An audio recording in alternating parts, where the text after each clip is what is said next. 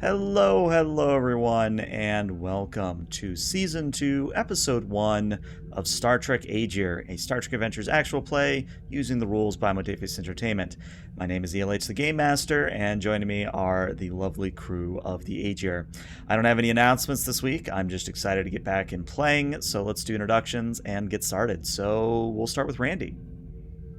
Good evening, everybody. I'm Randy, also known online as Dr. Nemesis. I'm a staff member of a Changeling the Dreaming live-action roleplay experience you can find out more about at backbeatballad.com. But tonight, I will be playing the Talaxian captain of the U.S.S. Agir, Axelin. Very nice. Jeremy? I'm Jeremy, or you're a spy, and I play our ship's first officer, Commander Dujan Roos. And I have no plugs for tonight. Peter, what do you got going on? Hey everybody, I'm Peter, or Petrus Aquinas on the interwebs. And tonight I am playing the pragmatic Vulcan chief engineer, Vectan. And last but not least, Jeff. I'm Jeff, also known as Sunbay. I am your lovable bullion helmsman, Lieutenant JG, Esrol Reagan. All right. Reagan Esrol. Reagan Esrol. Been a while. Yeah, you know. All right, and with that, let's get the intro video going.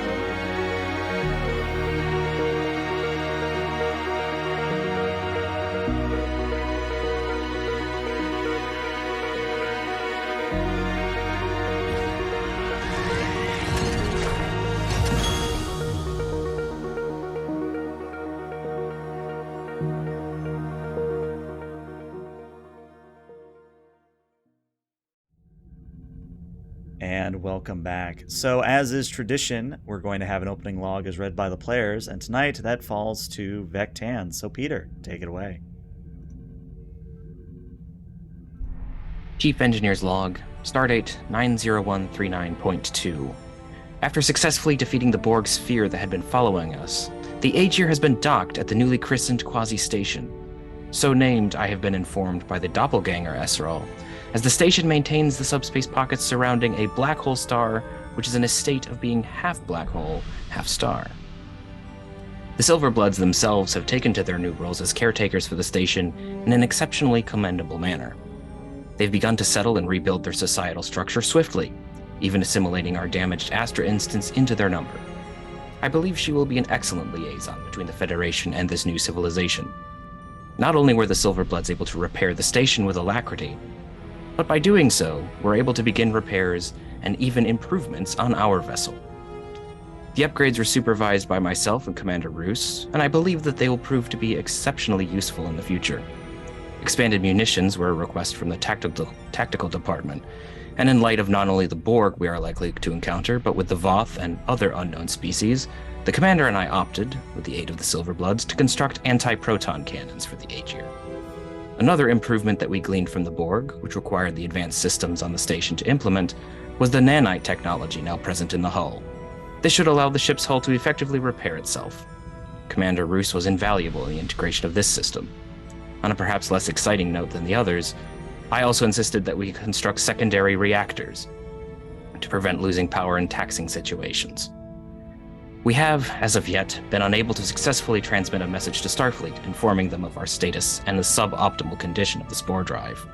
In the meantime, the captain has opined that it is our duty as Starfleet to begin exploring this region of space. With Astra's aid and utilizing some of the station's advanced sensors, we have located and superficially examined 4 distinct civilizations. The first is a species called the Gu. They are recently warp-capable, and they resemble something akin to the Terran rat. The second species called themselves the Quinque. The imaging sensors were not able to get a clear image of them, so all we know is that they live on a small ring world in orbit of a brown dwarf star. Of note is through our gleaning of their transmissions, it appears that they constructed this ring world by tearing apart their original planet. The third species is an apparently aggressive sort, called the Zava. Descriptions of this species by other members of the crew seem to collate into a horror genre, as they have an amalgamation of features similar to humanoids, cephalopods, and crustaceans, combined in a sort of equine state of the ancient Earth mythological variety. While some of the crew appear worried, their technology appears to be in line with Starfleet's in approximately the late 2260s. The last species, the Xi, appear to be a botanical-based life form. They're vaguely humanoid in appearance, but also seem to have extra appendages with leaves, fruit, and other such things found on plants. The Xi appear to have achieved at least Warp 5, but also seem to possess some advanced terraforming techniques that I'm sure would greatly excite the Terraforming Commission back at the Starfleet Corps of Engineers. Now I must report to the briefing room on Quasi Station, where decision will be reached as to which of these civilizations we shall visit first.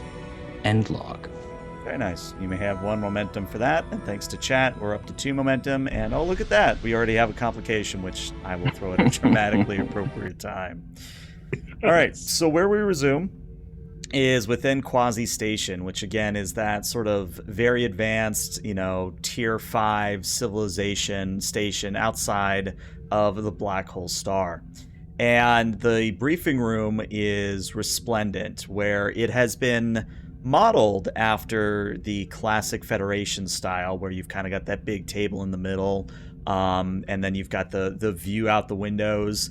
Well, the table in the middle is variable, meaning it can fit anywhere between 3 to 12 people at once, depending on the configuration of the room.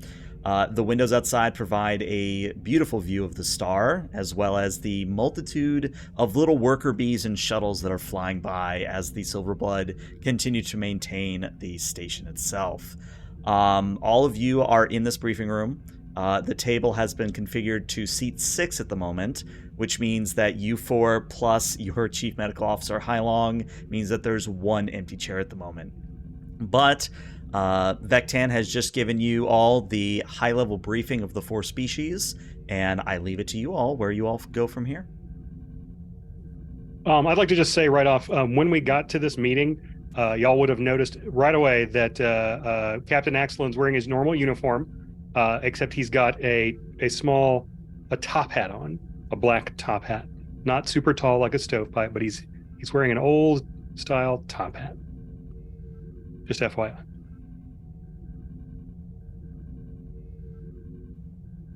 So, thanks for coming to the meeting, everyone. How's Quasi Station coming along? Anything we need to know about, or are we still looking to embark soon?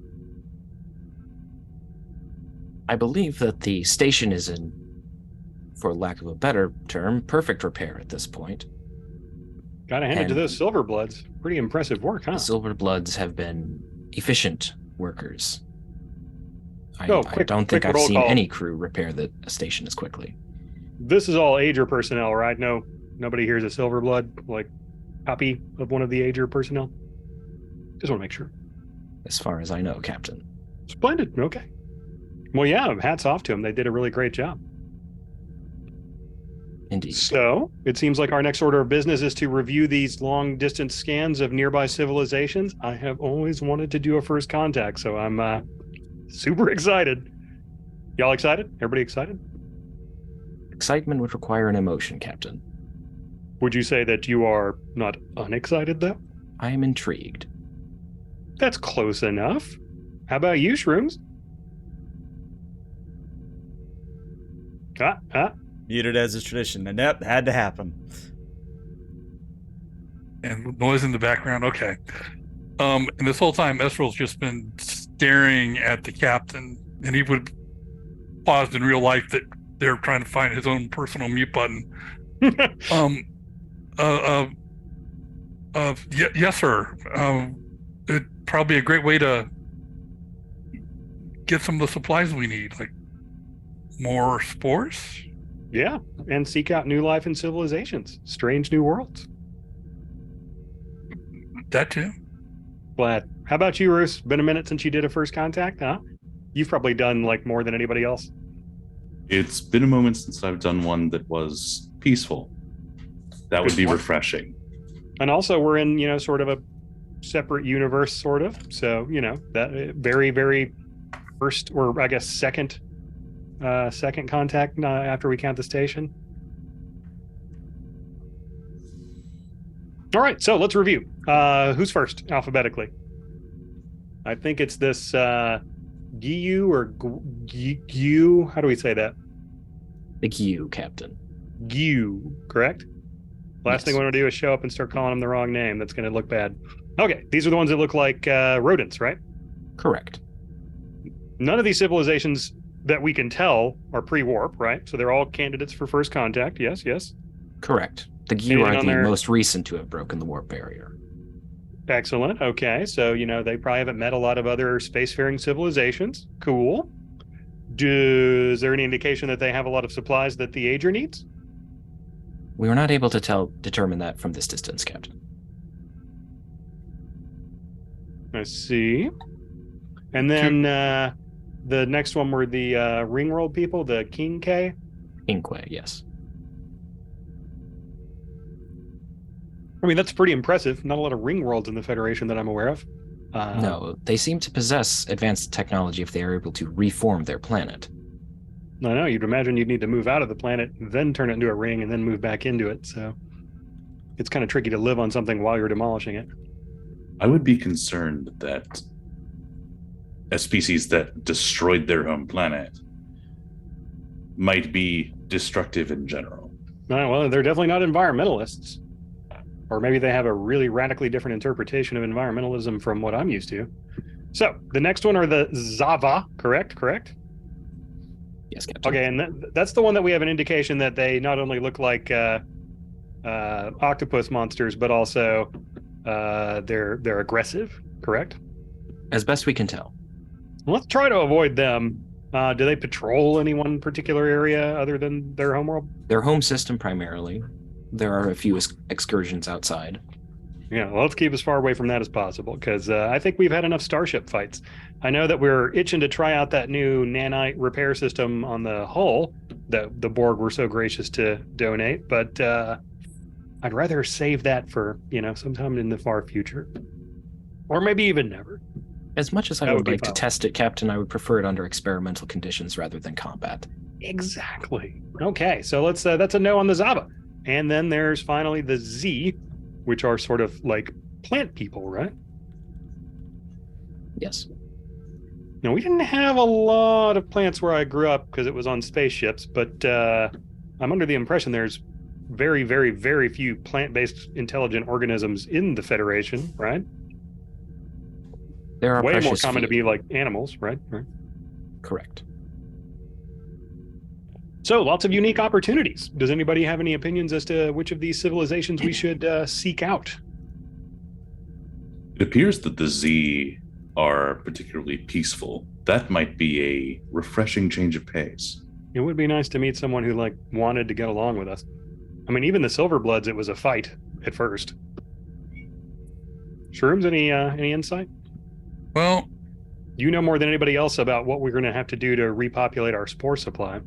the Gui, and I'm being very stereotypical here, if they're similar to Terran rats can be, if not aggressive, but expansionist. So we might run into trouble there, but they do tend to live in areas that are not that clean and spores and fungi can grow. Fair enough, but I mean, we might be painting with a little too broad of a brush there. I know it's. I have noticed that most humans that I've met really don't like having being compared to other primates from their homeworld. But if you have little information, No, you're right. We don't have a lot to work with. If nothing else, that just gives us an indication of what we have to gain from learning these people, culture and identity. All right, so no one obviously stands out as someone we definitely should go to first, but there is someone that obviously stands out as who we shouldn't go to first, being the Zava. Okay. Any disagreement on that? Or am I reading the room right? Okay, well, I thought we might have this problem, so he takes off his top hat and sets it on the table. I've taken the liberty of writing the names of all 4 species in this hat. Hailong stops you right there and goes, okay, oh, sorry, Captain, I just want to be very clear on this. You wore the top hat so we could pick a name out of the hat. There's no other reason for the top hat. You just wanted to use it as a prop. Well, I always thought that pictures from Earth of people wearing these cylinder hats with rings around them looked really silly. So I thought perhaps they're very, very comfortable. So I did actually scratch 2 itches there. I wanted to see if they felt really good on your head. But I don't think I like it. Obviously, there's a reason they went out of fashion. Well, I'm glad that's what it is. I thought you might have been hitting a little bit extra time in the spore room and have to do another spore count, see if we lost any. Oh, no. Most Talaxians I know are very, very vain about their top plumage, you know. But I haven't been losing mine yet. Crossing my fingers there.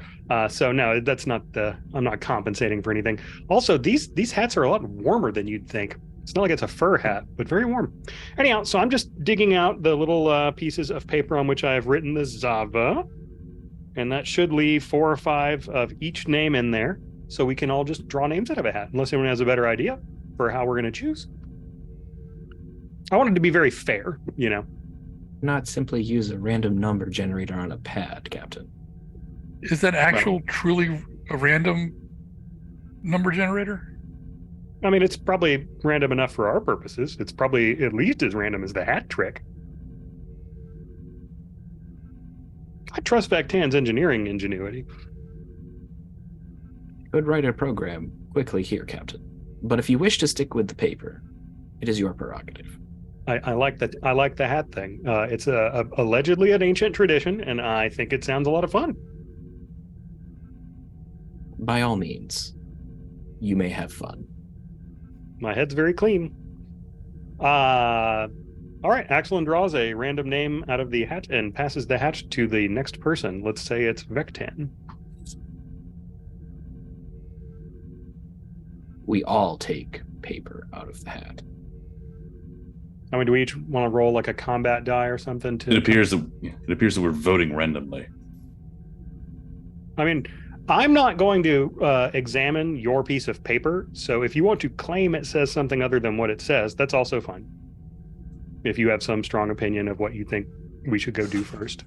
I must be confused as the purpose of the hat. I thought that we mix it and then one is chosen. No, I thought everybody would choose one and then whichever one got the most picks. Is that functionally different? Well, let's everybody clears choose her real quick and just kind of rubs her temples and goes, "Okay, all right, give me the hat. Give me the hat." Van hands the hat over. She looks at the hat. She dumps out every single bit of paper except one and says, "There we go. We've picked one. Who wants to do the honors?" You're no fun. I will reach in and take the paper.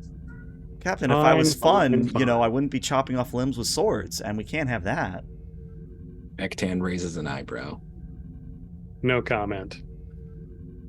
Anyway, Roos, technically, I think we discussed this before game. If you want to change your mind, feel free, but you get to reveal the name.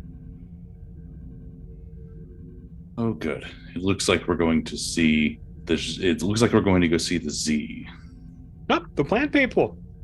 That's who I was hoping it would be. Plants are almost like fungus. We might have some luck. Okay.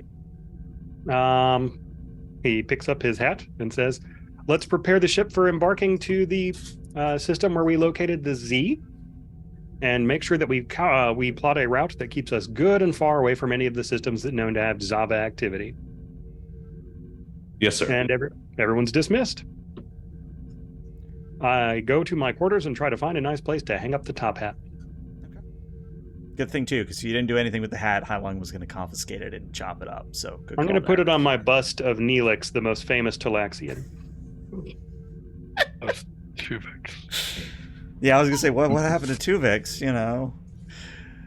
Oh, Lord. All right, well, before we embark, does anybody want to accomplish anything either on the Agir or on Quasi Station? No, pretty good. Now that I've got a place to put my hat. Okay. All right, then. So we sort of see an exterior shot of the Agir, umbilical cords and everything popping off, and the Agir slowly moving out of the starfish-like berth that it was in, where it was receiving the upgrades. And as the Agir leaves the berth, it angles towards where the aperture that leads to normal space is, and there's that quick transition, and then you're back in normal space. Now, as far as the Z are concerned, if you are going to be avoiding the Zava, Esral, I will need you to make me a reason and a con, and someone with the ship, I'm going to need a sensors con. Now, based on everything that was added to the ship, I just want to double check something here. You still don't have advanced sensors, so no change in difficulty. So I'm going to set the difficulty here at a 2 overall. And that was reason con. That is correct. And while they're rolling, I'll just send a quick goodbye message to Quasi Station. Agir to Quasi Station, we appreciate your time, and we are embarking out of your territory. As you say, good luck, Captain. And to you as well. Thank you. We shall see you when you return. Well, looks like no help from the ship, unfortunately. Right. And I'll use one of those momentum Okay. for a third die. Oh, 4 successes, meaning you get 2 momentum right back. Well done. So yeah, you've able to plot out a general region, and if I had to give you a kind of a mental image of things, think of the cardinal directions if you were looking top down about where you are right now. Like if you were looking top down, the Z are to your southwest, the Zava are to the southeast, the Kinku are to the northwest, and the Gyu are to the northeast. And as far as the Zava are concerned, they're cosmically close to the Z, but they're not within, say, Klingon Federation border distance, if that makes any sense. Yeah, and I mean, you have to consider things like navigational hazards and stuff like that, too. Like if you have to go through a dangerous nebula or something. I'm actually glad you reminded me because I found my notes about this. So actually, there is directly south of you, kind of between the border between the Zava and the Z, there is a Matura Nebula, which is kind of that red,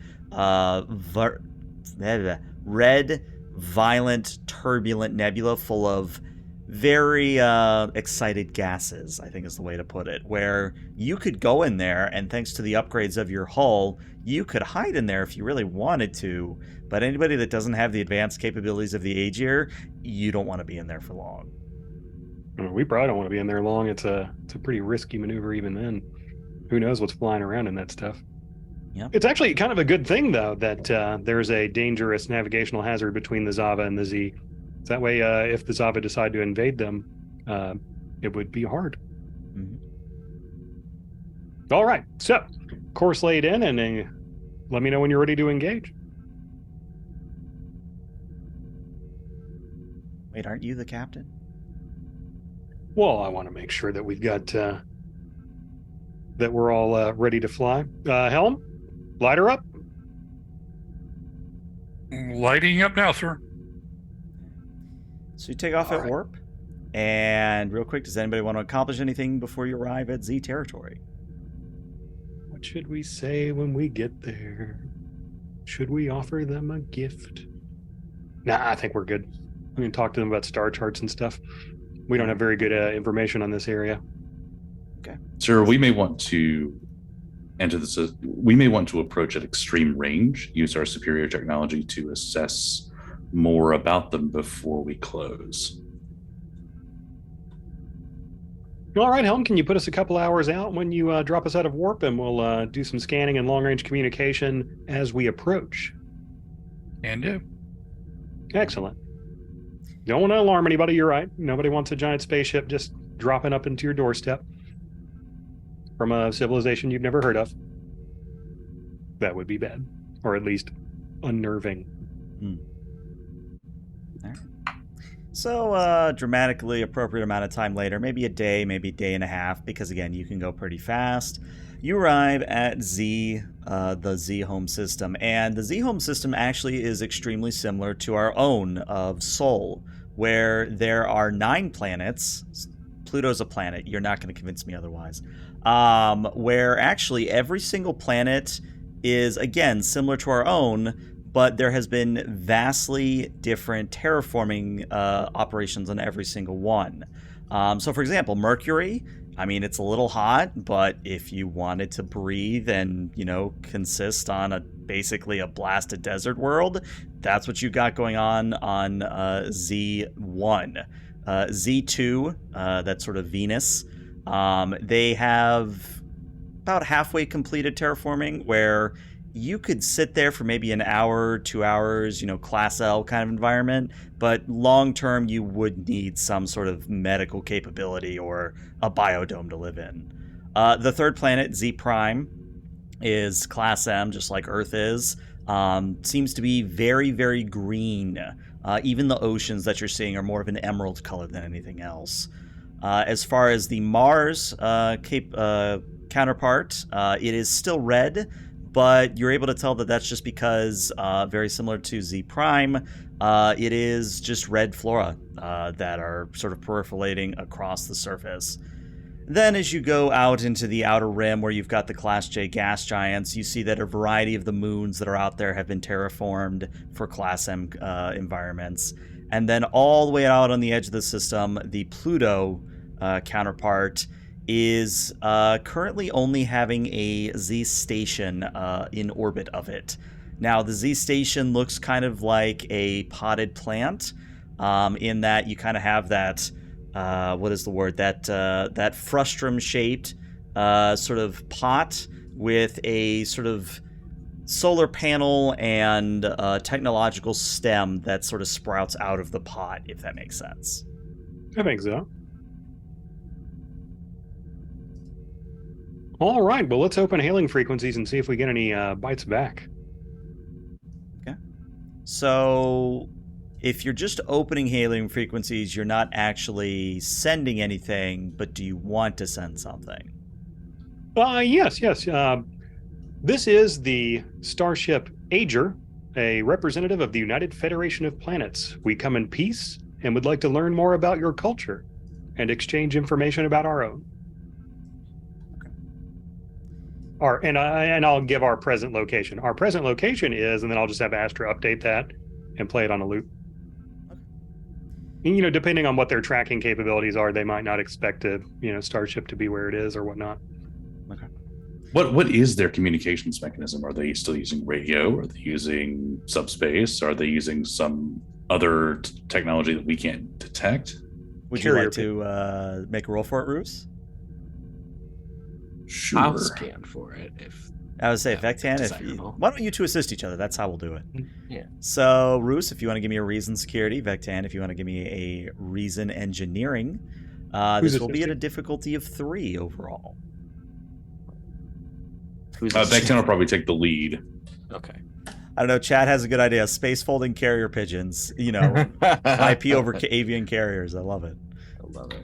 No, they just shoot spores at warp speed. Ooh. Would a focus in either computers or quantum mechanics help here? Quantum mechanics for sure.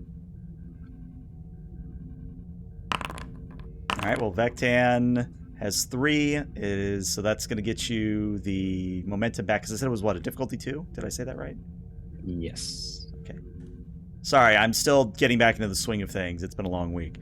All right. So with your successes, you were able to tell that they're actually using a very primitive form of spore mycelial technology to communicate, where it's not as advanced. They haven't truly, quote-unquote, cracked mycelial connections, but they are more or less skimming the surface. So there's bouncing signals off the mycelial network. So very limited range, but almost instant.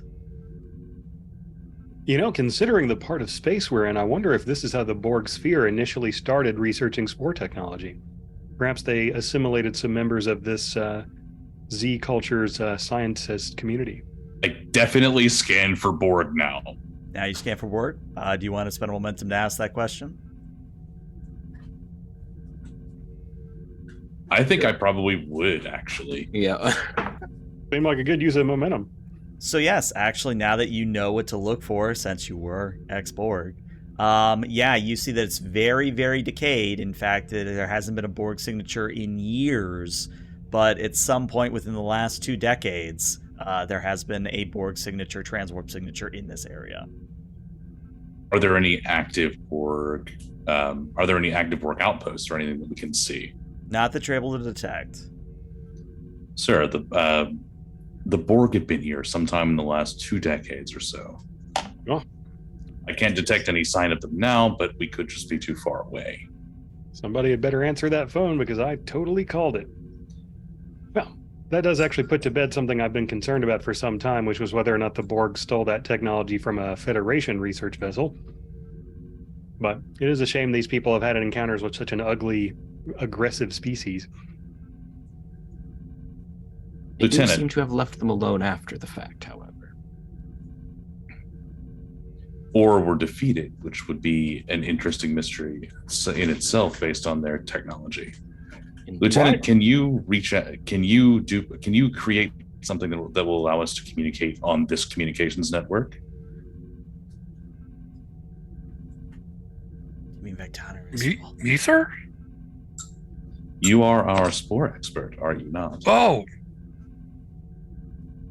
yeah. Yes, sir. I can. And let's establish before we experiment too hard whether or not that's going to expend any of our spore resources. That would be my first thing. Yes, sir. Well, good news. It's not going to cost you anything to tap into their network since you already have a spore chamber. You just kind of got to connect the red wire to the yellow socket and you can, quote-unquote, eavesdrop. Require my assistance, Lieutenant. It would be appreciated, sir. Yeah, let's make that priority 1. Hopefully they're not hailing us saying, don't fly any further into our system, and we just can't hear them. In fact, for the moment being, let's hold position. They may not have even received our communication.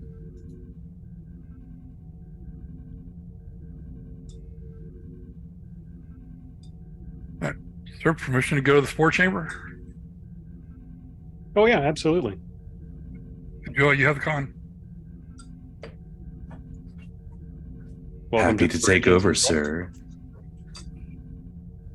Every time. Okay. Every time. All right. So, Vectan, are you also going with Esral, or are you going to Yes, stay I with will him? go with Esral. All right. So, Esral and Vectan, you all enter the spore chamber. And, Esral, what's playing today? Because I think it's been established you always have something playing in the spore chamber.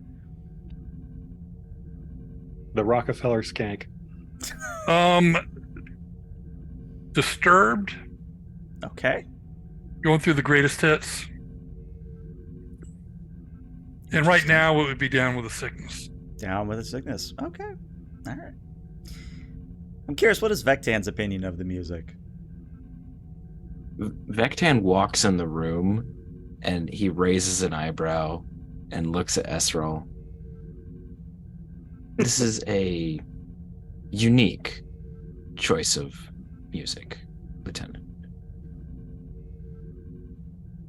It has its moments. Perhaps you will point out those moments to me. And right about then, sort of he hits that wah! Right there was one. I believe I shall have to observe this more. Their 57th album was really good. Just wait till I hit Ginger. All right. Is it well, of particular value? My worry is, sir, is I've been talking to him since I was assigned in here, and they have not said anything or done anything to make me think that they're communicative. They are spores, Lieutenant. I highly doubt they would be able to communicate with you. But this, there's okay, yes, sir. They're just all right. I have no idea where to start. I kind of know a little bit out of mycelial how they work and how it kind of ties into the overall spore drive. Well, if you But understand how the tie between the spores and the mycelial network works, then perhaps we can connect it to a transceiver.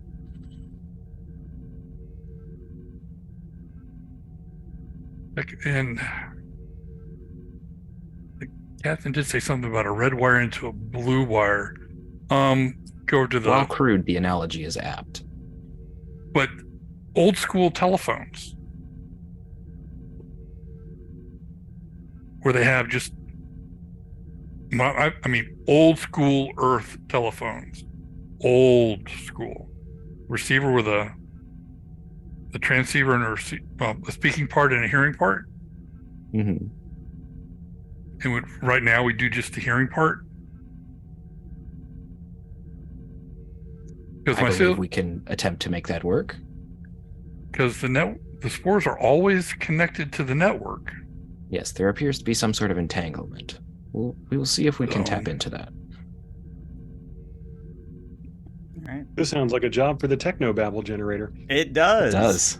I was doing my best without it. We haven't gotten to use that in a while. Yeah.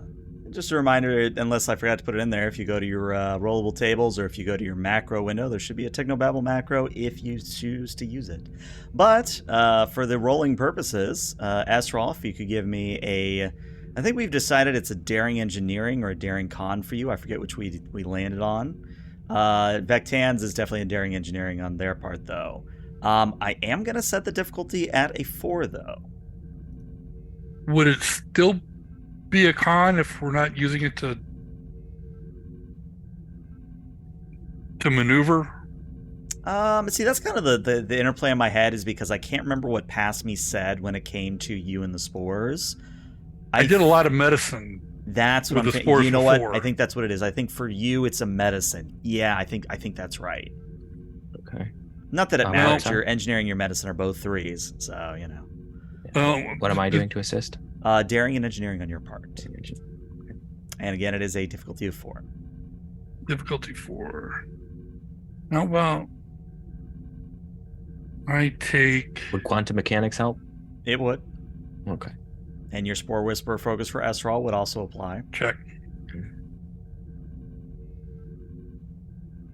And...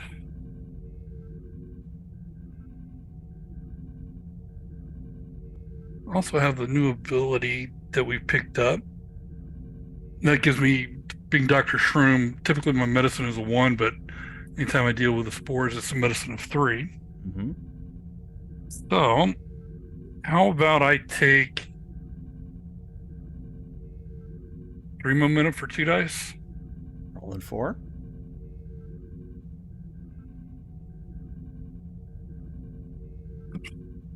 Click the box. All right. Well, there's the 4 you needed. So, you are able to create a quote-unquote receiver or an old-school telephone receiver.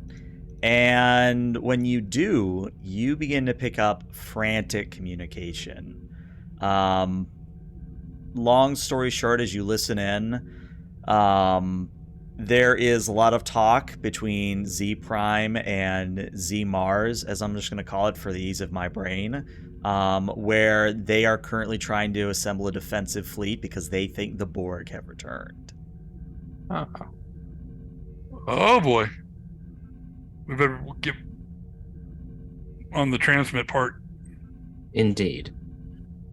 Now, the complication I'm going to say, because I do have one of those banked, the complication is going to be that after a few moments of you listening in, there begins a change in code frequency, where before you could just listen in, no problem.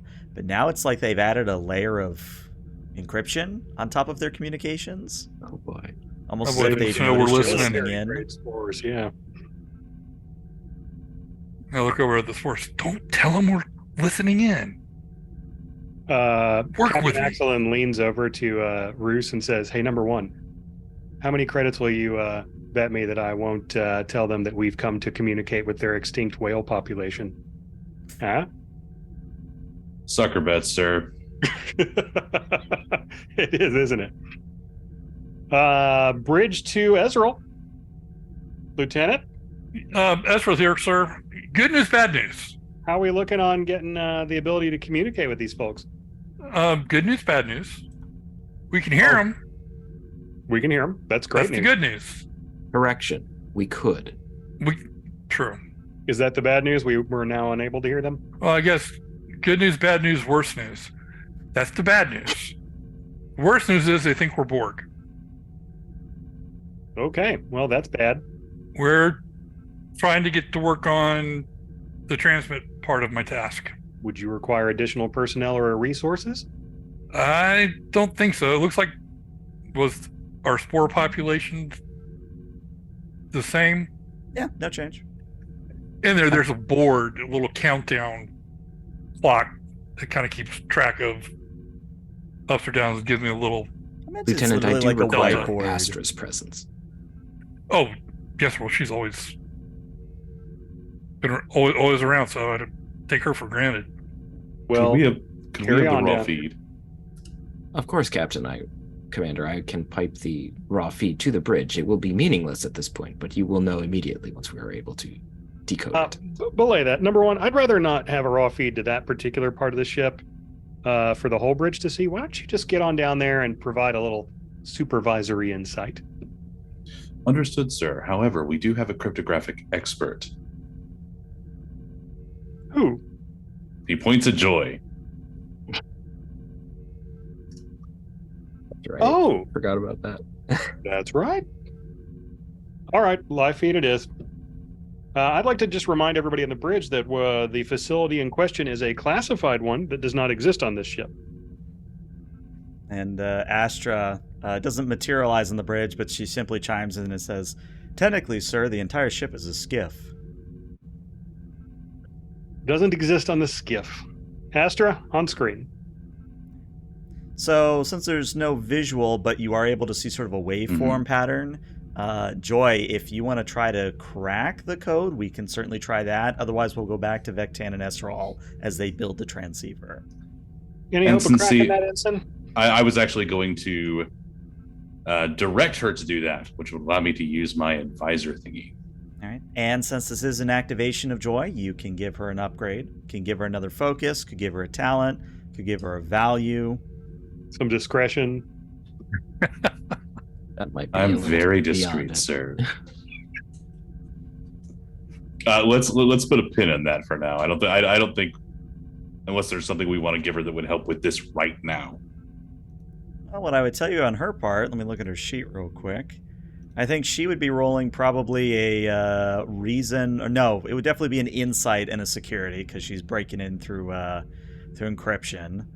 I'd actually say that depending on, since you don't have any momentum at the moment, you might want to give her something like daring security so that you can spend threat. Plus, that joy and daring. She is very daring. Oh God. But yeah, what I would say is that she's rolling a insight and security. Astra or the ship, I'll let you make the call, which they would assist with a computers and security for the Agir. And Astra would also be a insight security if you wanted to use her. This is going to be a difficulty of 4, though, so you definitely are going to have to give me some threat if you want a shot at this. Yes. Are we giving her bold security as a talent or adding to her daring score? Oh, sorry, it's bold. It's bold, not daring. So yeah, you're right. We're talking about the talent, the reroll thing. Yes. Okay. Yeah. I just want to make sure I followed along. All right. And how can I help her out by directing her to do this? So by directing, you are going to be doing a presence and command on your part, or presence security, whichever you prefer. All right. I'm going to do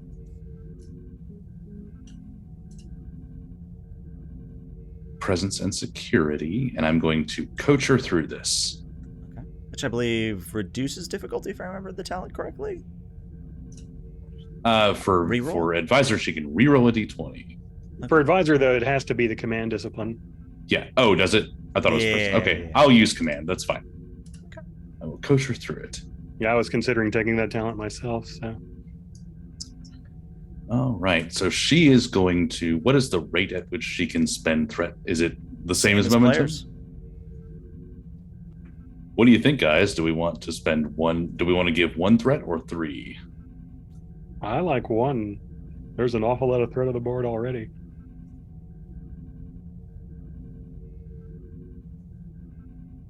But Okay that's with the just 3, me. but I'm not above tempting fate. I think We'll Peter give her- just said for the beans is what I just heard. I don't want to beans a 5 dice, 10 success. Fun 5 fact, dice. in all my years of playing, I've never seen the mythical 10 successes. Shizno came close with 9 the other day, but I've never seen the mythical 10. 9's mythical on its own, really. Yeah. Oof. Okay, so she is going to. I will give you 1 threat, One threat? Okay. and that is an insight security. Actually, no. I will give you 3 threat because she's Okay. only got a 10 in this. And keep in mind, I think you get to roll as well. I'm going to roll. All right, difficulty 4. Let's see what we got. Well, Joy gets 5. That's already Hold on. a good sign. Yeah, let's see what I can do. Presence command, perform task, has a focus. Go. All right, we're up to 6. Do you Now want she has to- 2 rerolls. Do we really want to go in on this? You can re-roll the 15. The 10 was a success, so At the moment, you're banking... Okay, so you can bank 3 momentum off that. Very well done. All right. So, Joy is able to tell that they are trying to very rapidly assemble a defensive fleet and that they have detected that the quote-unquote interlopers have broken our communication lines. So they're trying to rely on code words, and I'm trying to remember the word for it, but kind of like how we had code talkers in World War II, where I believe it was, I really don't want to get this wrong. Was it the Navajo that we used for Mhm. code talking? Yeah. Yeah. That's one of them. Yeah. So it's one of those where you can understand that they're saying words and the universal translator is working on it, but you don't get 100% translation. But you are able to importantly tell that the defensive fleet will be leaving Z Prime and Z Mars within the next hour. I think I've got it, sir. I'm just too agile for them.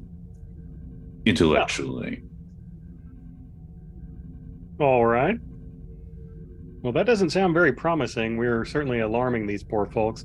Astra, take us to a yellow alert. We do, technically speaking, have an incoming fleet of dangerous ships. Let's put a high priority on the ability to transmit to these folks. Aye, sir. Going to yellow alert and putting appropriate timer on screen.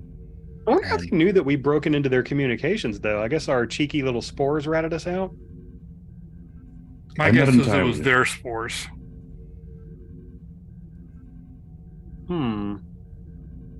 That means, in a way, we have already communicated with them, just we're not very good at it yet. Well, let's see if we can send a better message. In the meantime, Astra, can you broadcast that initial recording on every spectrum you can think of? Radio, Already doing it, sir. visual.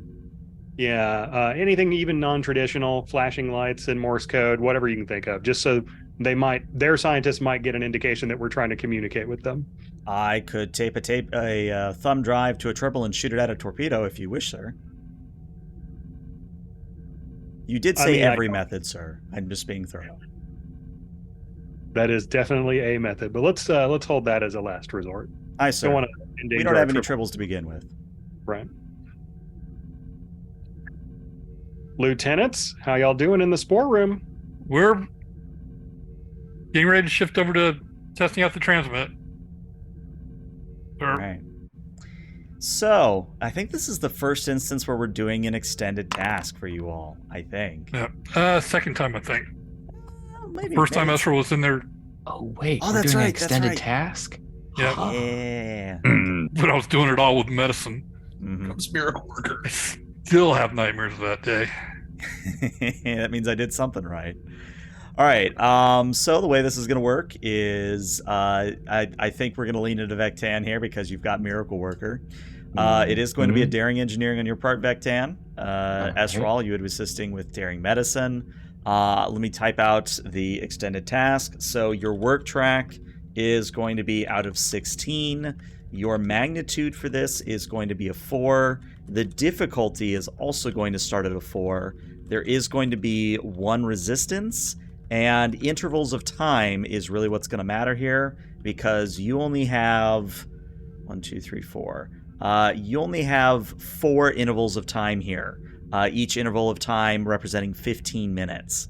And since it has been a while, as a reminder, unless you spend momentum before the roll is made at an attempt to do this, it is 2 intervals of time. If you spend the momentum, it only becomes 1 interval of time. Well, I'm going to use a momentum right off the bat. Okay. Yeah. You know, number one, I'm still convinced that you should probably go on down to the spore chamber and just give them some guidance in case they need supervision.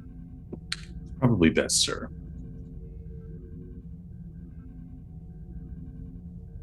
Yeah, starts at a difficulty 4. Where would you like to go from here?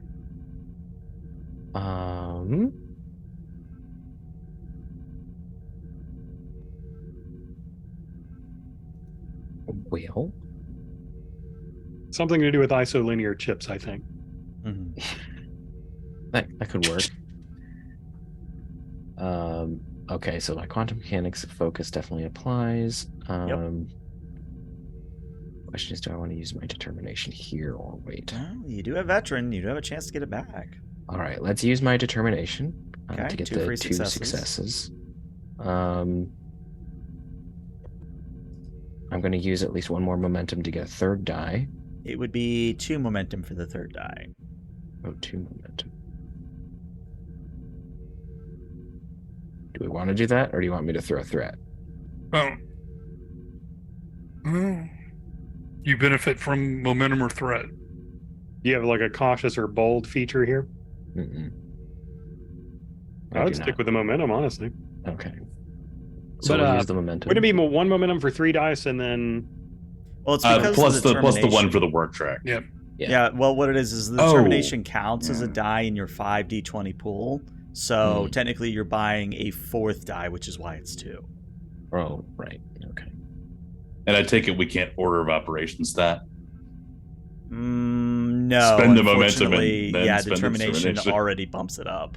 But Oh, hey, look. chat just gave you a momentum as well. Yeah, they gave us another one. Thanks, Jan. That's nice. Yeah, let's burn the 2 momentum on that then. We stalled long enough. So I'm using 3 dice. Determination, focus. And what would the assistance be? For If possible. S roll, it would be a daring medicine on his part. And I'm set. I'm daring engineering. Okay. All right, well, there's 5 from Vectan, no help from Esrol, so you do get a momentum back, bringing you up to 2. Now comes the most important part of the roll, is I need to give you 2 plus your engineering, which is 7. 7 challenge dice, please, to represent work done. All right. Okay? What I would tell you is that with your 5 successes with 2 effects, with the resistance coming in, you're only doing 4 work on the track, and as a reminder, 5 is the magic number. So by spending momentum, you could either add the additional 1 work, or if you really wanted to, you could spend to reroll as many of those challenge dice as you wish. I mean, 1 momentum to reroll 3 of those dice Okay. would almost certainly result in getting us to the 5 that we want. Okay. We can try it. And I mean, we'd still be at the same number of momentum we were at before, so... Okay. Okay. look There at we that. go. You are up to 8 with 3 effects. Do you have anything that... I think it's... No, you don't have in the nick of time. So I do. Yeah, that's. I just have Miracle Worker. Yeah. Okay. But hey, Nick of that's time would still be great. kind of Worker's good. big because Mhm. Hey, with... Don't forget to see if you get your determination back, too. Oh yeah, roll Yes. for that. Roll the roll challenge dice. See if you get that back. Oh. All right, no, don't get back. Alas. But you actually get 2 breakthroughs here, which means the difficulty comes down to a 2. You only need 2 more breakthroughs to succeed. And yeah, basically you take the polymotic osmium array and you hook it up to the master isolinear chip coordinator, and you have half of a phone that could work, but you're not quite there on the transmission layer quite yet. Half. See, that's way better than my idea of writing the Wi-Fi password on a stick-it note and putting it on the chamber where we keep the spores, and hoping they just connect to the internet on their own. I mean, you could do that too. I'd actually give you a momentum for that if you did do that. I think we should leave the engineering to the engineers. That's definitely more of an S-roll or excellent thing. It's not doing And that. do we really want the spores to know the Wi-Fi password? Yeah, We'll fair have to point. change it later, yeah. All right, well, the good news is since you spent momentum to reduce the interval, it's only taken you 15 minutes to get this far. But yeah, you get another 3 intervals of time to make your attempt here. All right. That ought to be enough time for the Yep. the loyalty officer to have arrived. Yeah. Esrol, what are you throwing at this challenge? I meant the morale officer. I'm so sorry. Dirk Me, homicide. I throw a 13, 10 and a 3 All with a right. focus. I am also throwing a 13 because I have an 8 and a 5. So Can I assist with presence command by talking by reminding Vectan of an old academy exercise where we're dealing with dissimilar communications protocols in First small unit contact scenarios with the Gorn and with the Tholians. That could work too. Yeah, if you want to assist that way. All right, I will. It's I a step will- above using your yes. presence command to give a rousing drill sergeant speech to the Yes. spores. Yeah, well, and it much more fits the coaching teaching bit. Hmm. So, I will assist. I'll yell at the spores for you, sir. Good idea. okay, so I'm still using a focus. Important. Are you spending momentum for the interval? Yes, I Okay. would very much like to do that. And then, if I could give you 2 threat for an extra die. It would only be the 1 threat because you haven't bought Okay. any dice quite yet. That's right. Well, I don't have a determination anymore, so I can't. 3 threat. 3 1 threat for threat. 4 die. Still have 3 intervals left. I mean, Well, since you've reminded me that I have threat, I'm just gonna go ahead and spend spend 4. We need to come up with a code the word for spores are not going to be having a fun time. In fact, something about the mycelial connection is going to resist your efforts to transmit across it, which means the difficulty is temporarily ramped to a 4. Oh. This is why you never remind ELH that he has threat. Okay. it's okay. Y'all can do it. Y'all roll against the 4 before. We had more dice then. Good. And more intervals left. Yeah.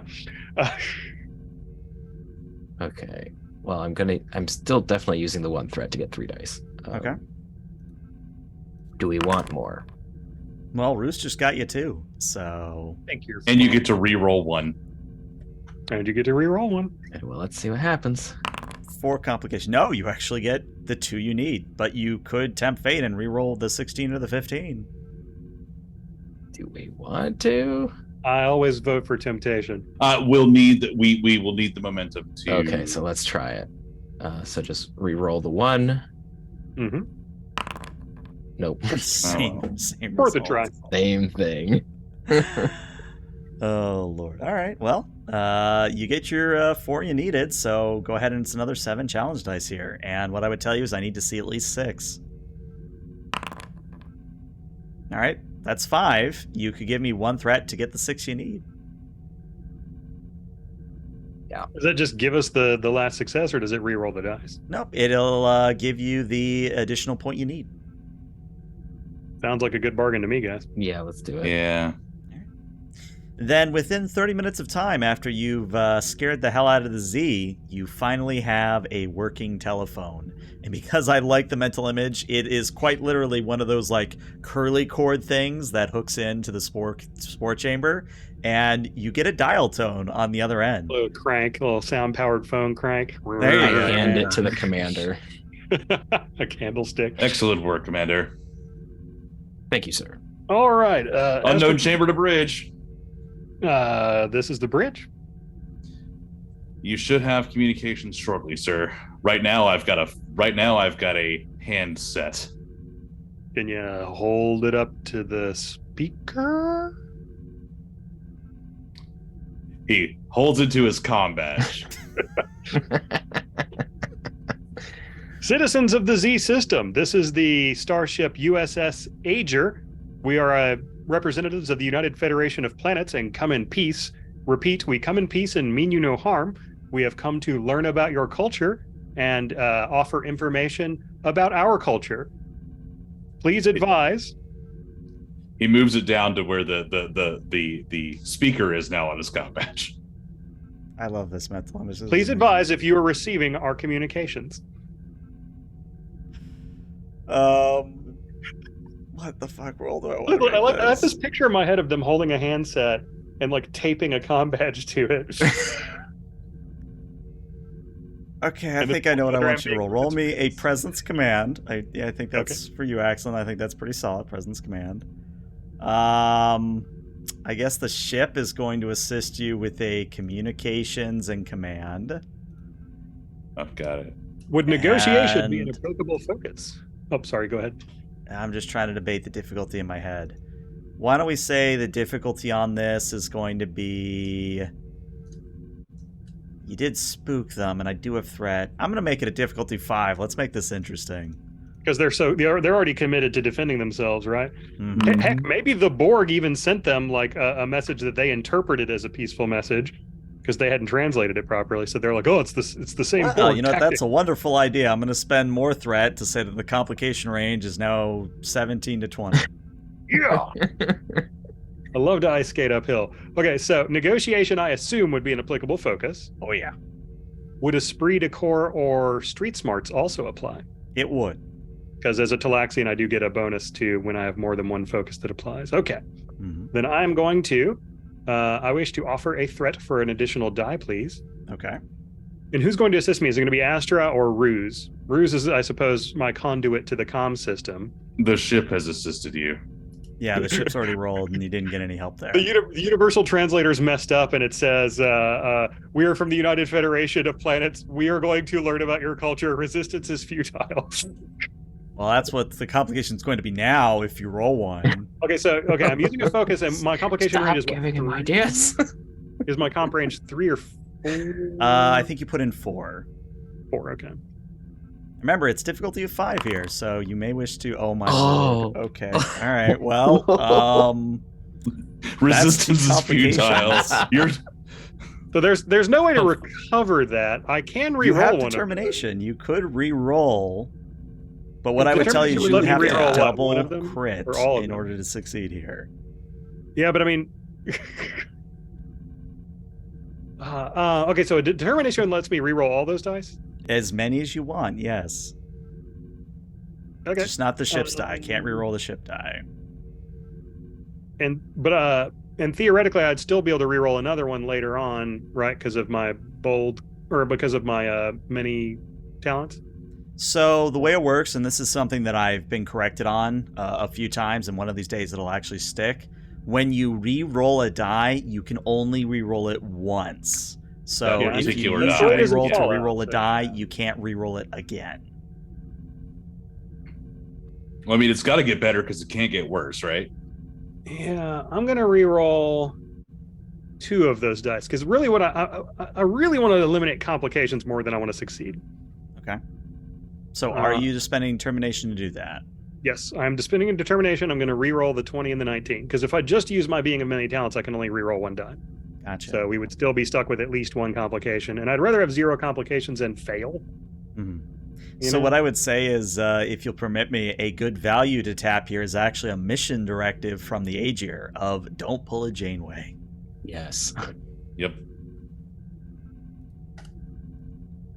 Okay. I am re-rolling now. This doesn't count as using a determination or value, does it? It does. Okay. So I'm just to make sure I'm doing the macro right. Complication range 4, using focus, using determination, 2 dice. Yes? Oh, no. If you're doing it that way, not using determination because it would have added a 1 to you. Yeah, I thought. Yeah, okay. Okay, Huh. well, that will get you up to a total of 4 4. successes, which is 1 away. So I can give you a success with a complication.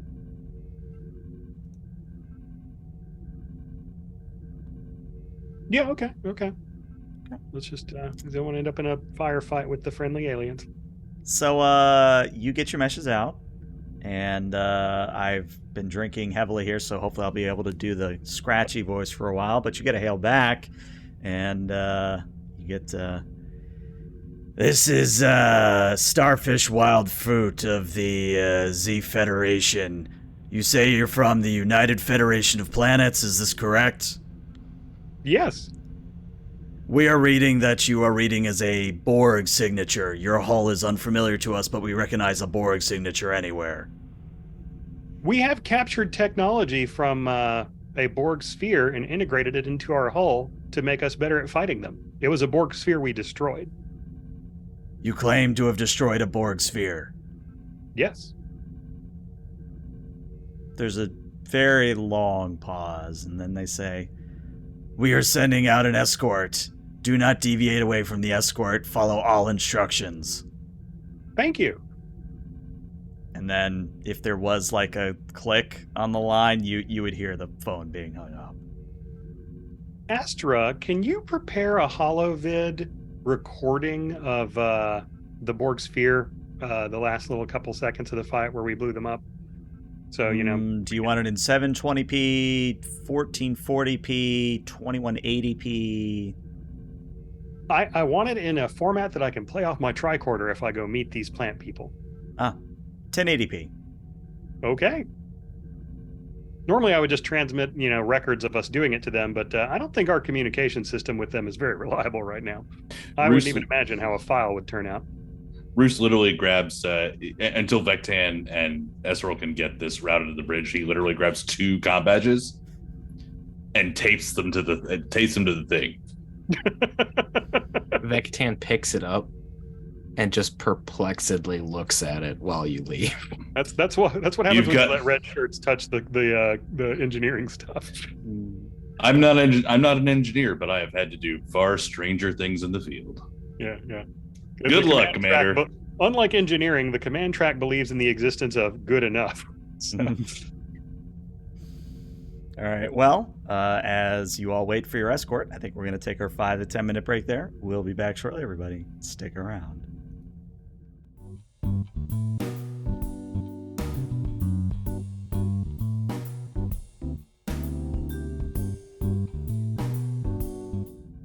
Hello and welcome back to part 2 of season 2, episode 1 of Star Trek Agir.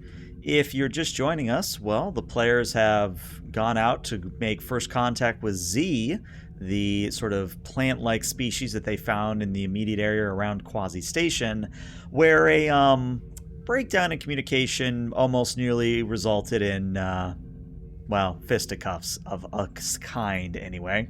But as we resume and the camera pans back down from space, we see that the Agir is approaching Z Mars, or the 4th planet in the system, and escorting you are 4 vessels that kind of look like a banana pepper in design.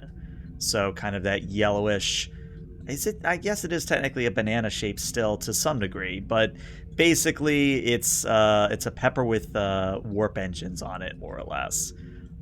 You've received only communications of go here, make a turn here, go at this speed, and you haven't actually gotten a communication reply other than those so far. But and this is still all over the Spore phone, right? Correct. Now, before I throw anything else at you, I did want to see how you all were reacting to this unique way of meeting a species.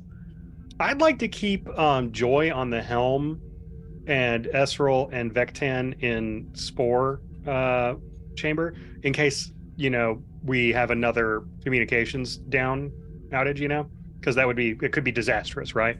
So I would be guiding Joy to just follow and comply with every instruction we get from the Spore phone. And if it's unclear in any way, let me know and I'll help you decide how to follow their directions. But we want to very much mind our P's and Q's here. Because I mean, it's so obvious that these people are, at the very least, incredibly cautious about us, and they've been hurt before. So, in the meantime, I would like to do a tactical assessment. Okay. Could we blow up this giant pepper? The banana pepper ships? Yes, basically, what would be the best way for me to get us out of this situation? Hopefully, with a minimum loss of life. But I think a paring knife and a nice cutting board probably. Yep. Roos, if you want to give me a reason security, and the ship will assist you with a sensor security, difficulty of 1 on this.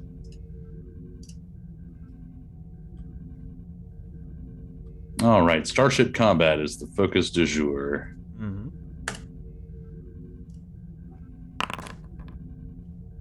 All right, survey says, And then, there's your 3. Let's see if the Agir gets you anything. Again, sensor security for the ship.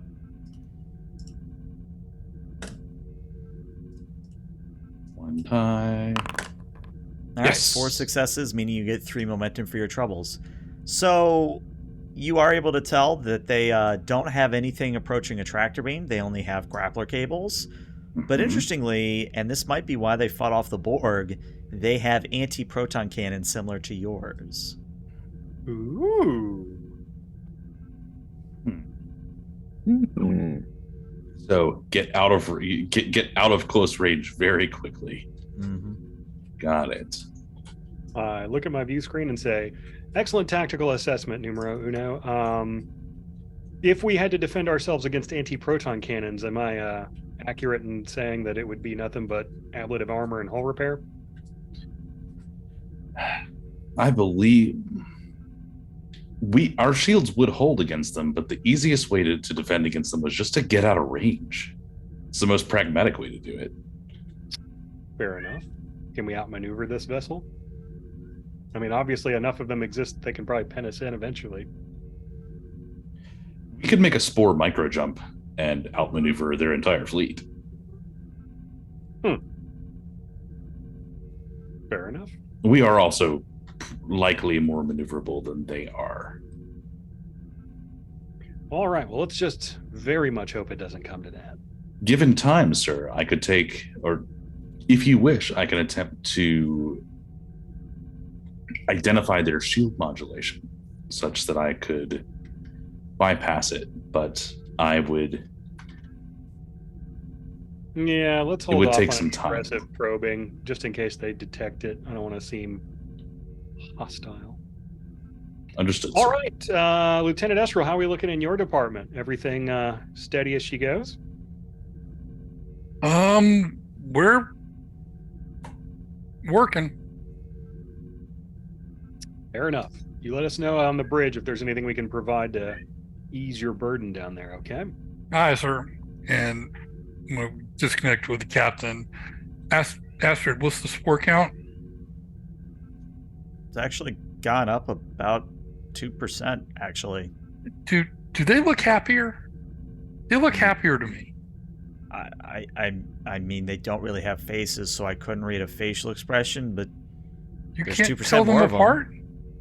They don't have little party hats on? No, but they seem a little bit more energized. You think connecting to another network is having an effect? I could make that speculation, yes, but are you? Should I call for Hylung? Are you feeling all right? Well, you hear me out. What if they're not reproducing, but the spores from the other spore networks are migrating? That would be a very interesting phenomenon. It's all within the network. We spore jump, we use the network. We're communicating via the network. I'll run some tests. Thank you. So I think we've hit everybody but Vectan. So Vectan, what are you doing as this escort is happening? Aside from trying to tweak the handset so it doesn't have to have combat just taped to it, because this bothers him greatly. Oh, yeah. He is likely running some scans on the well, actually, if we're trying to appear unthreatening, he's not running any scans on the other ships, but You can do like an analysis on what we scanned already. yeah, he's gonna do basically analyzing like how fast they got here, what was the signature when they like dropped out of their FTL, what does he think it is, and that sort of thing. Gotcha. Well, I'm going to immediately spend 2 threat to make the complication that you're stuck with the spore phone. So, sorry. However, I'm working on a handset clicky button and then a speaker. Vectan gives you the Vulcan equivalent of the glower. We're going to have to get this commissioned. Like, of all the art I want to see commissioned, I want to see the spore phone now. But no, in terms of staying there going. In terms of rolling, if you want to give me a reason engineering difficulty of 1 on your part, Vectan. Reason engineering. Would warp field dynamics work here? It would. All right. So yeah, 3 successes. You get 2 momentum for your troubles, bringing you up to 5. And yeah, if I understood your question correctly, you can confirm that they have a Warp 5 engine, meaning that they can go basically Warp 4.99 for a little bit and Warp 5 for a brief sprint. But it's very much similar to the NX era of the literally NX01 Warp 5 engine, which is at odds with their weaponry. Normally, anti-protons need a lot of power generation, and that's when, thanks to this roll, you're able to tell that they have some form of if this is correct, some form of a bioreactor that's providing the power for the cannons. But it's not like a bioreactor where they're burning anything. It's some form of, you don't know what to call it because you're not skilled in botany, but some form of chlorosynthesis or some form of plant matter changing it into energy. It's very confusing, is how I'll put it. For Vectan, it's exceptionally confusing. Orifiltion? I don't know. We're going to have to come up with a technobabble name for it. We need a botany babble macro next. Mm-hmm. It's not photosynthesis, it's something else synthesis, so... Yeah. Fascinating. Oh, you know what, chat? Oh, that's Sunbay. Chlorophission. I actually do like chlorophission. You know, we're going to go with that. Chlorophission. That's... Yep. Or, chat, bioconversion drive. Ooh. I like both of these. Both of these are good. Okay, cool. That's what we're going to call it. It's chlorophission and it's the bioconversion drive. Excellent. So yeah, once you all do all these things and you are now within orbit of Z Mars and you kind of wait to see what happens, you get a call on the spore phone and it asks where they can dock a shuttle. We indicate our main shuttle bay. All right. Senior crew, report to Shuttle Bay 1, prepared for a diplomatic envoy. I straightened my uniform. Well, that was my next question. Are you going to go dress uniform? Yeah, we've got all this time being escorted. I absolutely am. I'm going to play this very much by the First Contact book because I have always wanted to do a First Contact. Okay. So yeah, I actually say, bridge to senior crew.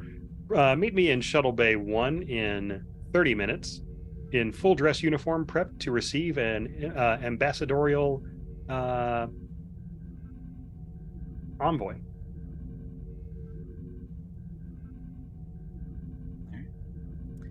And then I show up like 15 minutes early because I'm already in dress uniform and super ready. Yeah.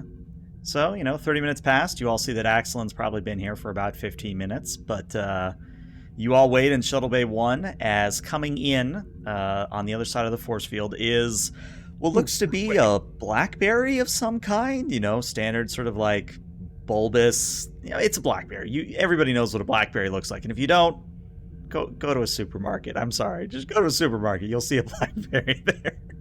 Like a Fruit of the Loom commercial. Yeah, there you go. But this blackberry comes in through the force field and settles down next to your shuttles.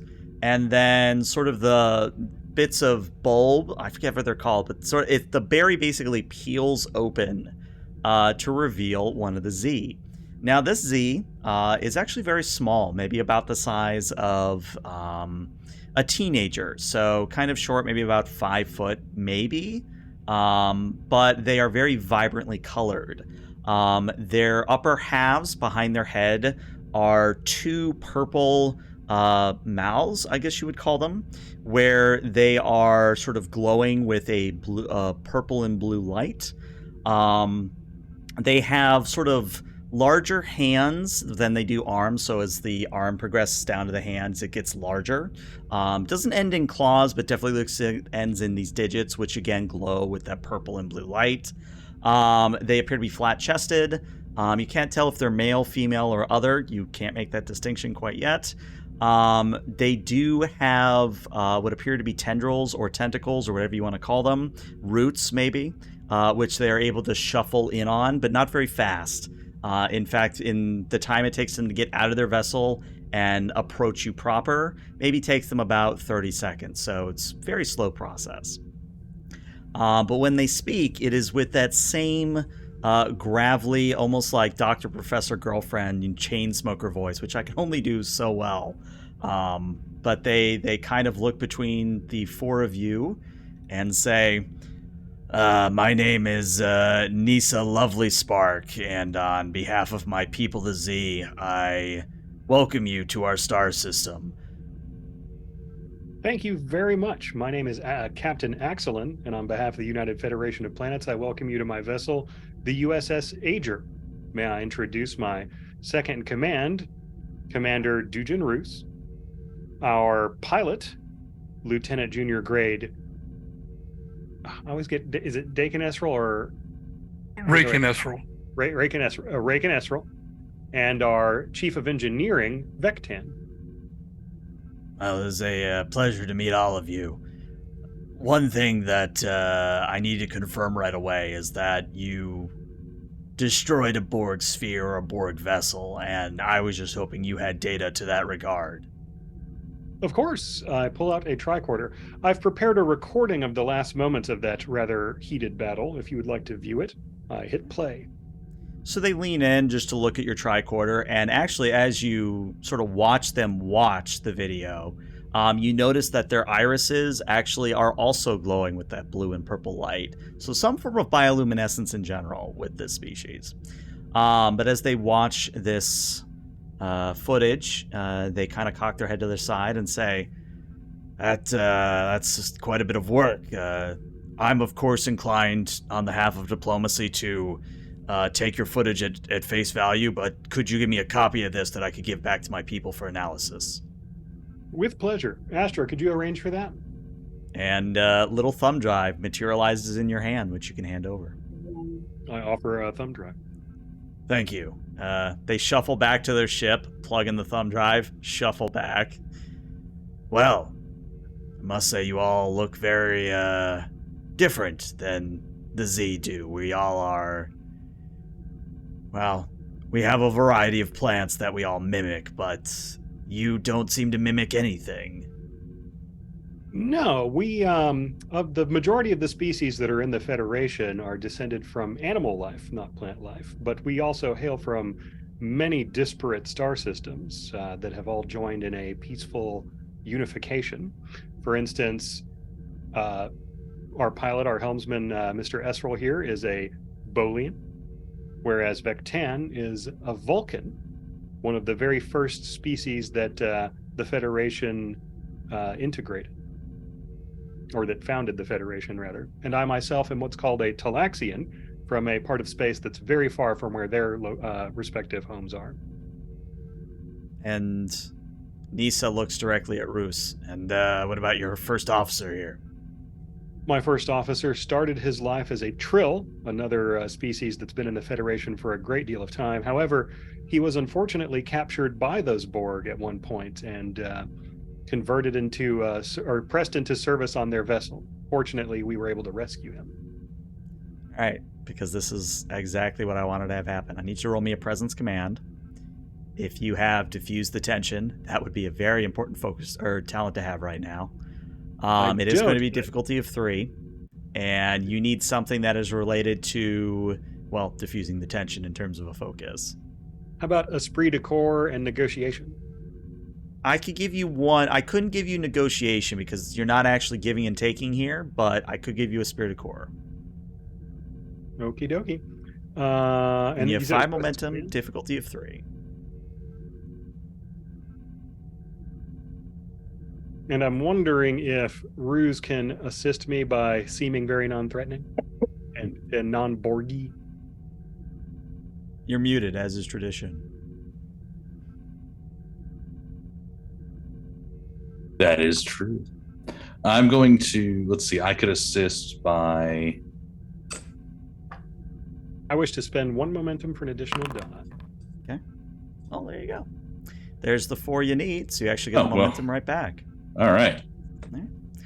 So Nisa, her eyes sort of narrow, and she says, well, as long as you're not Borg anymore, I don't think that's going to be an issue, but I wish to clarify a point here, and I mean this with no disrespect. We've never encountered the Borg outside of when they stole some from our people, but you mean to tell me that you are sentient meat? Yes, that is exactly what we are. Fascinating. We are, of course, are flora rather than fauna. Fascinating, really. I'm certain that our medical staff would love to converse with some medical staff of your culture to exchange information. It seems like we probably have very, very different scientific breakthroughs. Indeed. And she actually motions out of the shuttle bay, and sort of in the backdrop you see Z Mars, where it's sort of that red color. Pretty much everything that we do, down to our ships, everything is biological in nature. In fact, this ship made of metal is quite fascinating to me. I'm certain that when the Borg arrived, that was a difficult thing to grapple with. Thanks to our defensive technologies, we were able to rebuff them, but they did steal some of our members. I'm very sorry to hear that. I'm glad to say that we are pretty certain that Borg sphere was acting independently and did not have nearby assistance. So if the Borg intend to send reinforcements, I think they're going to have a long journey. Very good, very good. Well, if I'm being honest, this is the first time we've ever had first contact with anyone that is not Z. I do not know the protocol. Well, let's play it by ear. The Federation, of course, has made first contact with many species, but we'd love to explore what it is that's unique about your culture. I would like to begin with meeting in a diplomatic suite where we can talk about other species that exist nearby here that we have noticed on our long-range scanners.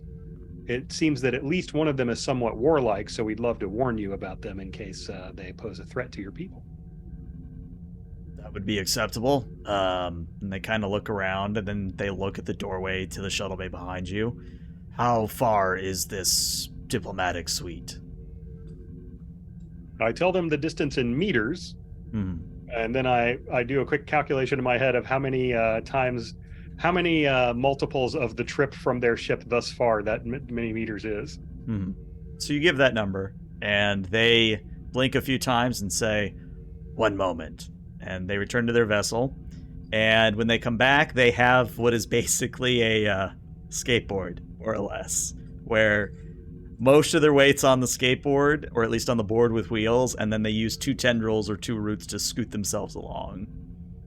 No need to be hasty, Master Excellent.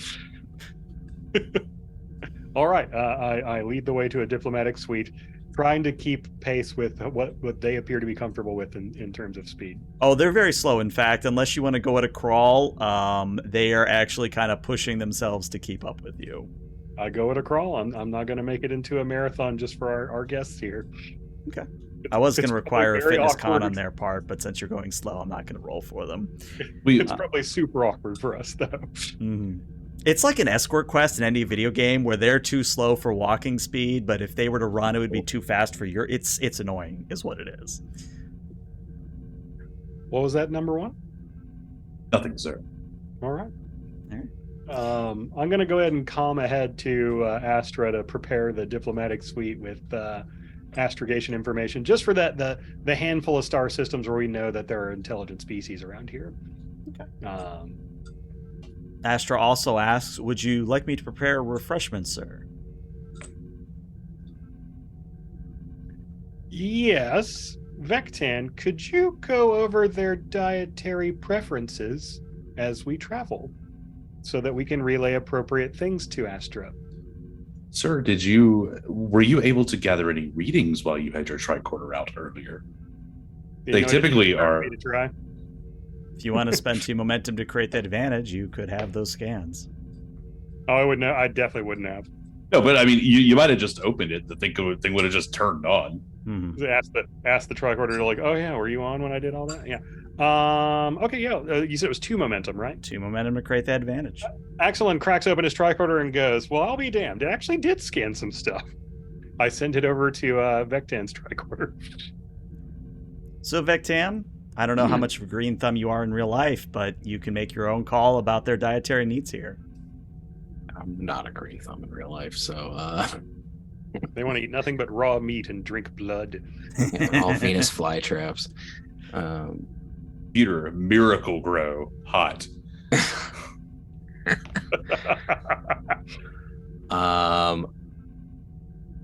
Is it phosphorus that plants need?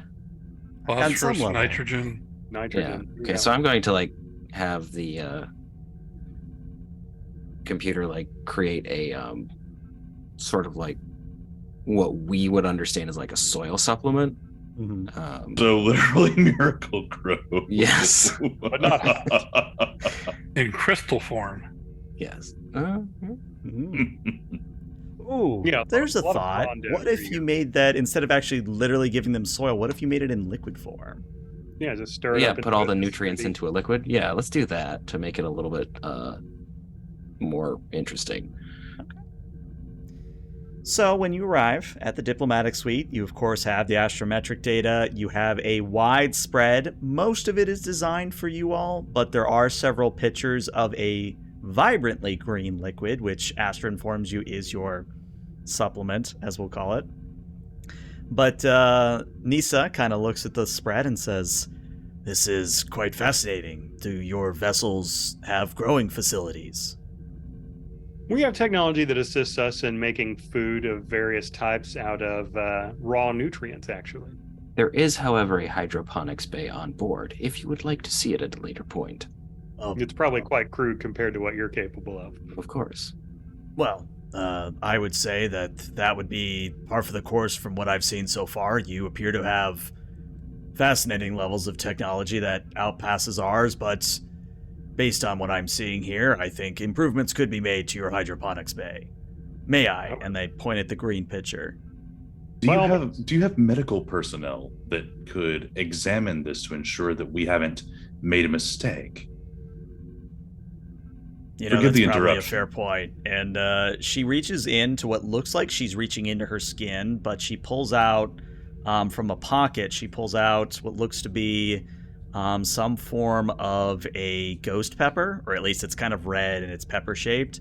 And she waves it across the pitcher, and there's a light display which does not translate to your universal translator. And she looks at it and goes, "Well, according to my scans, I should be able to eat and consume this." Wonderful. Excellent. I simply wanted to make sure. That's very prudent of you. I guess we should write that into all first contacts we do from this point on that we need to ask. Good thinking. If you have a first contact team specialist, I can go over some standard protocols that we use with them. Well, if I'm being honest, I was basically the only ambassador brave enough to come aboard. My people were very concerned that you were going to take me hostage, which, thank you for not doing that, by the way. Oh, well, it's our pleasure. Yeah. So you drew the short straw, huh? No, I volunteered. Ah, lovely. I think courage is a often disregarded characteristic in a diplomat, so I'm glad to know that you have that. Well, we're about to see how courageous I am. And they take the pitcher, and the 2 mouths behind their head open up, and she kind of tilts her head to the side and pours the entire pitcher into the mouth. And then the mouth kind of smacks a few times, does the lick lip, And then she tilts her head back and goes, "That is... How did you make this?" We asked our computer to calculate a guess as to what would be nutritional for you. Well, your computers have done an exemplary job. I don't really have the correct words to describe how tasty that liquid was. Oh, wonderful. Well, let's get down to business. I'll pull up the star chart in holograph form and talk about the different species we've located around them. Okay. Important Starting question. with the Zava, I think. Oh, go ahead. Do you ever bring up the fact of the spore drive, or do you go through the entire conversation waiting to see how they respond, I guess is the question.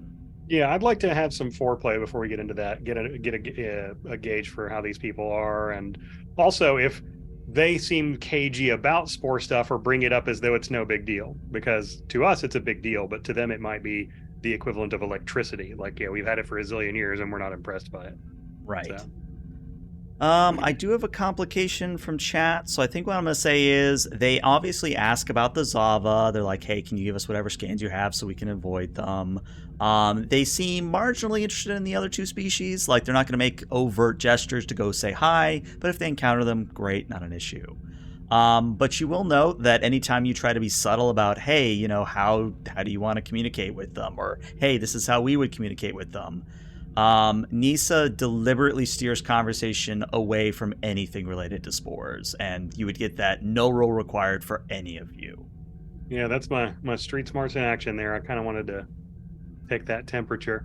What I will say is this. Now, Nisa, it is our intention, if time permits, to make contact with the Gu and the Kinke. Would you consider it acceptable for us to share your species' presence with them, as we've done with you?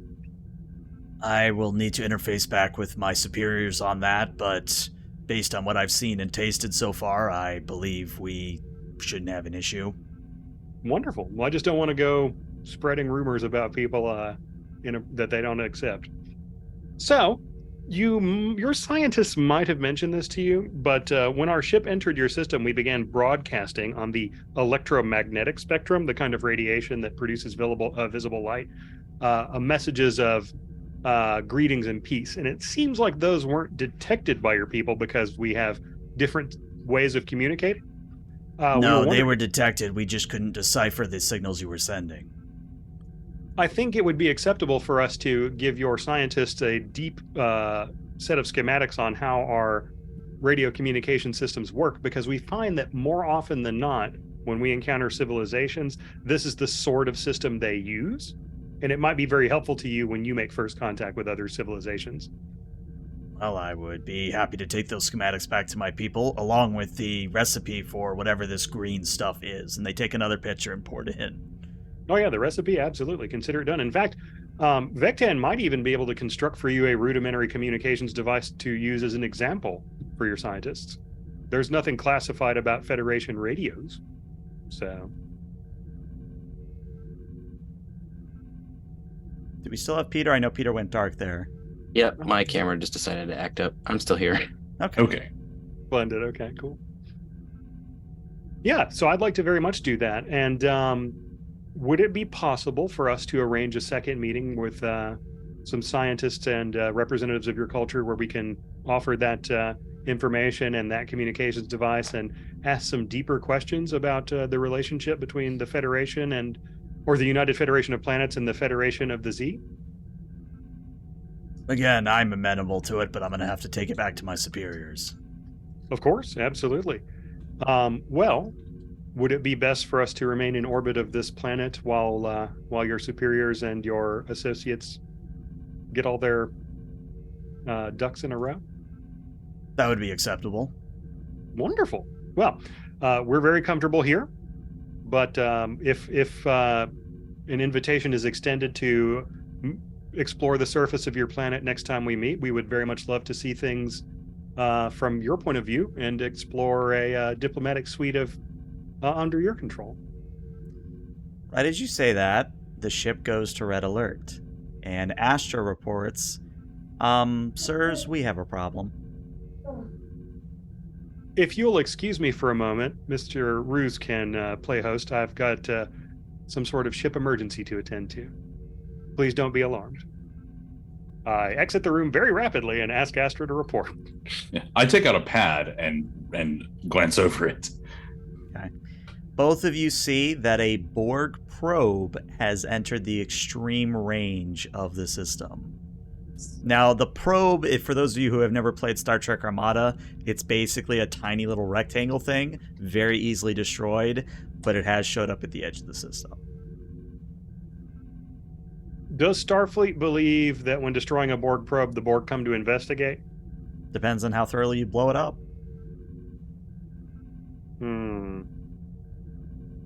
I do make a note. I do look at them to see if they are somehow receiving communication, if these individuals are receiving communications that we may or may not be aware of. You mean the Borg or the Z? The Z. Okay. So it doesn't appear that the Z are communicating with the Borg. In fact, the Z haven't even made notions to show that they have noticed the Borg. So no. Yeah, I didn't mean communicating with the Borg. I meant communicating with, I don't know, something that has better sensors. You indicated that they kind of glow, something similar to spores. Earlier. I see what you're saying.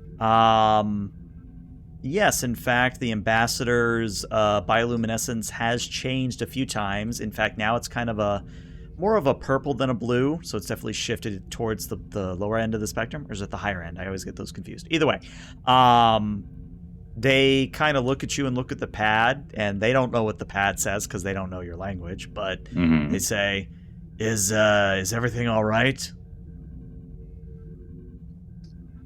I'm going to re-enter the diplomatic suite when that is an option.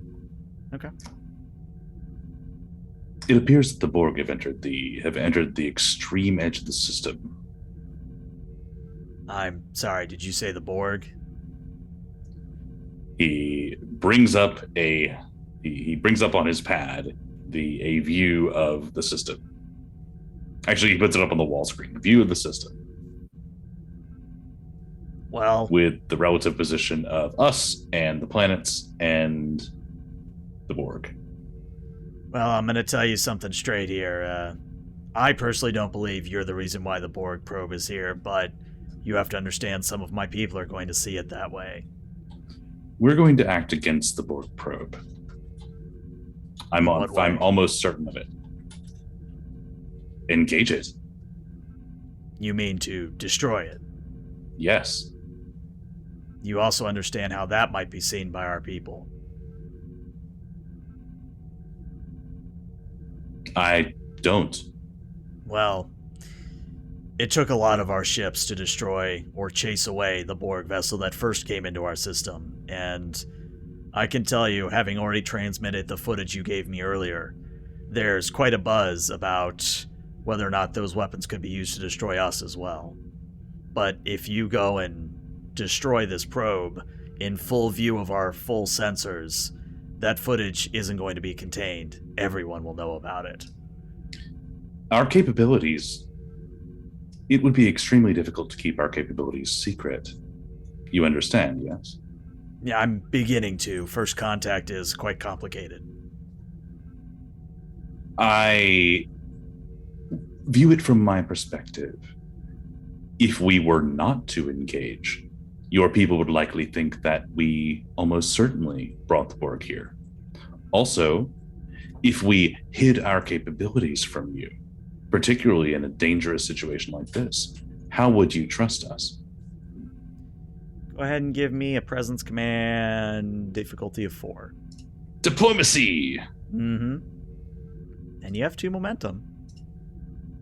And you know what? I'm going to spend that last threat. You have a 19 to 20 complication range. Okay, well, I'll give you 2 threat for a 4th die. So you're spending 1 momentum... 1 momentum 2 threat or 2 momentum 1 threat? 1 momentum 2 threat. Okay. Wouldn't want you to be low. Oh, I have my ways. Oh yeah, there's... Oh no, that's Axelin's presence command. All right. Yeah, presence command. Using focus with 4 dice.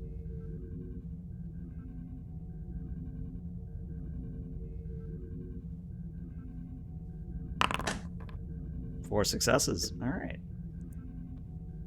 And a complication. I Yep, will. 19. So they say, give me one moment. And their bioluminescence shifts back more to a blue. So you're basically getting the vibe that blue is transmitting, purple is receiving. But as they shift to the blue, then back to purple, then back to blue, they finally say, my superiors are reluctant to allow you to leave the system to deal with the Borg probe. However, I have communicated the fact that you've been very open and amenable to many of our stipulations thus far.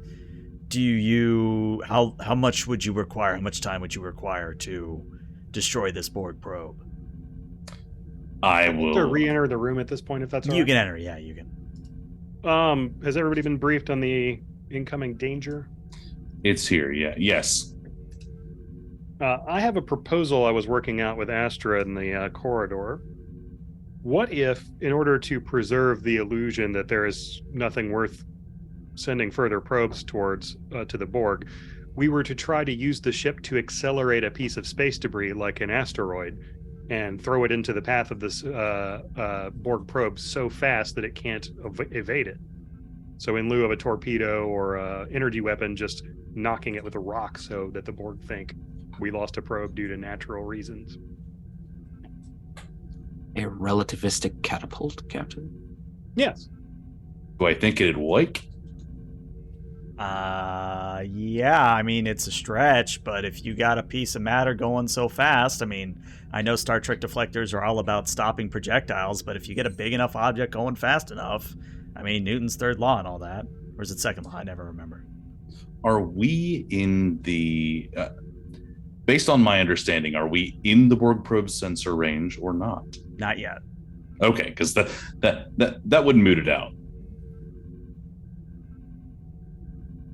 Yeah, but the Axelin's fear here is that if we fly over there and zap it with a space laser, it might communicate back to the Borg in its death moment. We better send a ship over here because these people have technology worth assimilating. Whereas if it just gets hit by a rock, they'll be like, at best, maybe send another probe someday. But certainly, like, that's not a big deal to worry about. It's just a space rock. Space has those sometimes. You can't always detect them. Or, you just paint it with Mars stealth components, Yeah, exactly. Use the MCRN technology there. But, of course, it would be inappropriate for us to act in any sort of aggressive or even defensive stance with regard to the Borg without first getting the permission of your culture's leadership, I say to the ambassador. However, we have a very brief window of time before a response is going to be required. So Nisa actually turns red instead of blue or purple and says, I've had a bit of quote-unquote communication issue with my superiors. I'll cover for you.